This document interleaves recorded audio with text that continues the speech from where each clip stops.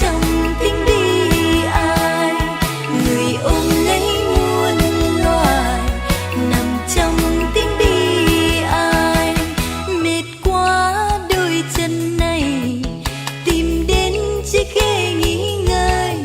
Mệt quá thân ta này, nằm xuống với đất muôn đời.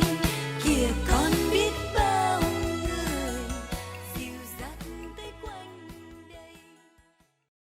Each morning in the Somali border town of Dalo, 11-year-old Bashir Nur Salat plans for his day's mission behind a wire fence. He eyes his prize through the barrier: lunch. The worst drought in 40 years in war-torn Somalia forced Bashir's family to leave their farm 3 months ago. They moved about 100 kilometers north to Dalo. The town is on the border with Ethiopia. Bashir lives in a place where 3 major crises are coming together: climate change, rising food prices, and war. Today, he leads a group of younger children who gather at the fence of Kabasa Primary School. They arrive when the school begins serving its students food. Many in Bashir's group were among the latest group of people arriving in Dalo. They arrived too late in the year to register for schooling. Through the fence, the children watch as students inside eat warm food provided by a United Nations-supported program.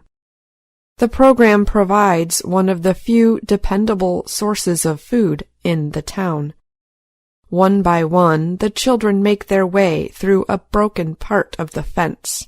They run across the schoolyard and quickly take a meal when they do not think the teachers are looking. When I don't get food, I'm so hungry. I lie down and I can't sleep, Bashir said quietly. His 8 brothers and sisters at home were all hungry too, he added. The drought began last year. 1/3 of farm animals in the country are already dead from thirst or hunger.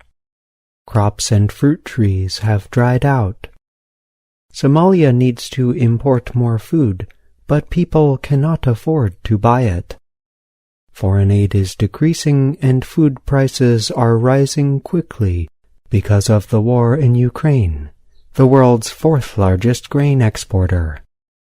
The UN warned this month that more than 1/3 of Somalia's 16 million people need food aid to survive. Some areas could face famine this month. Aid in some places will end in June. Bashir's family had never before left their home in south-central Somalia, even when the famine in 2011 killed more than 250,000 people. Aid workers say deaths may get close to those levels again from this drought. Bashir's family did not have to move then. Some livestock survived, so they stayed on their farm. Not this time. The drought killed all of their 12 cows and 21 goats.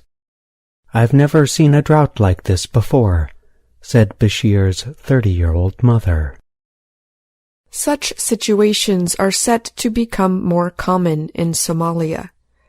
Rising temperatures are expected to fuel more natural disasters, many scientists say. In the last 50 years, extreme weather events have increased by 5 times, according to the UN's World Meteorological Organization, or WMO. The Horn of Africa, including Somalia, is at its driest on record. This year's March to April rains, the first of 2 yearly rainy seasons, have been the smallest in 70 years.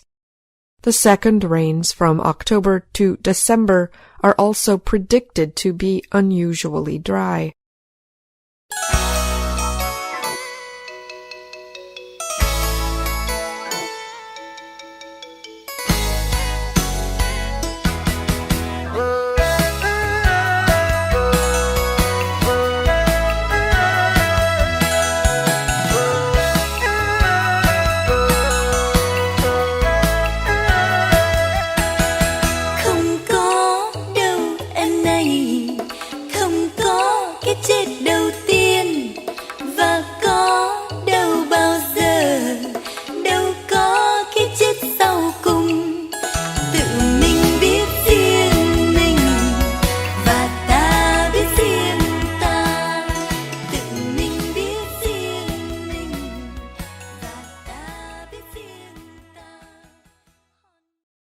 El Niño-La Niña weather cycle halfway around the world in the Pacific Ocean is partly influencing the warm, dry air over Somalia. Ocean warming may also be playing a part. Climate scientist Abu Bakr Salih Babikar of the WMO Regional Office for Africa said the Indian Ocean is among the fastest warming water bodies in the world. With oceans taking in much of the increasing atmospheric heat, scientists believe warming Indian Ocean waters may be evaporating and raining down more quickly over the ocean before reaching the Horn of Africa. This leaves dry air to spread across the land. Another cause is rising air temperatures. In Somalia, temperatures have increased an average of 1.7 degrees Celsius from the pre-industrial average. That is greater than the worldwide increased average of 1.2 degrees, said Babikar. Warmer air speeds up evaporation from soil and plants. Dalo's hospital is full of tired, weak patients in its children's area. Every bed was taken when Reuters reporters visited in May. Weakened by severe malnutrition, some children had serious infections, including measles. At the school where Bashir hunts for food, 10-year-old Suleko Mohammed says she lost 2 brothers and a sister to measles in 6 weeks. Her 2 brothers were 2 and 3 years old. Her older sister, she said, used to help her with homework. Down the road, market areas offered fruits, beans, and bags of flour and wheat. But the foods were too costly for many to consider buying. Food prices have jumped by up to 160% in parts of Somalia following the drought and the conflict in Ukraine. The government is concerned by what it says is the slow international aid assistance. Somalia's special drought envoy, Abderrahman Abdeshakur Warsami, said countries need to pay attention to this drought before it becomes a famine. All human lives are equal, he told Reuters. The international community, particularly the Western nations, are paying more attention to Ukraine than the other crises. Dalo is better served by aid agencies than most Somali towns. The Kabasa Primary School was established to help with the growing number of arriving families who were harmed by the 2011 famine. About 1/5 of students leave school during hard times and never return, said Rania Degesh. She is Deputy Director of East and Southern Africa for the United Nations Children's Fund. The meal program helps keep children in school. The UN's World Food Program says schools in Somalia get 41 US cents per child for 2 meals a day. But the program, which supports 110,000 Somali children, has been forced to make cuts. Schools have just started a 2-month break. There is no funding for when classes restart in August. Teachers at the Kabasa Primary School said Bashir and his group of children were among at least 50 unregistered children who appeared daily hoping for meals. Sometimes teachers pushed them back. Sometimes they offered leftovers. If they eat, then there is not enough for the students, said Kabasa's principal, Abdikarim Dahir Gal. Gal watched Bashir and the others sneak into the schoolyard. He acted like he did not notice. It was the last day of the school term. I am a teacher, he said, but I am also a parent. Outside, Bashir walked back toward the fence. He had a metal plate of beans and corn. His smile was wide, and he held his head high. At last, he would eat. I'm Ashley Thompson. And I'm John Russell.